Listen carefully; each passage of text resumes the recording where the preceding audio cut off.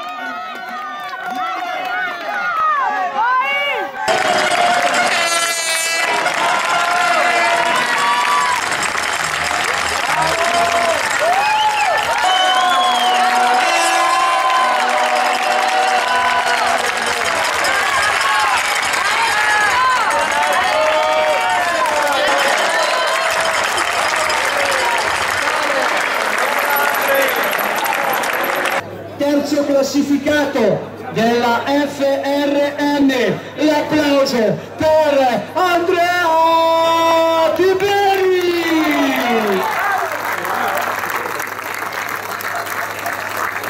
Secondo classificato della Canon Day, io dico il nome e voi dite il cognome, Marco Aurelio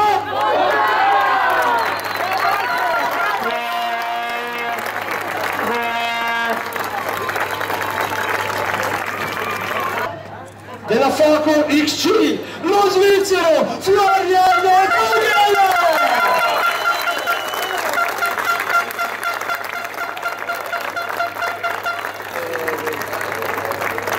Un uomo solo al comando qui a Montichiari, Florian Vogel, grandissimo show.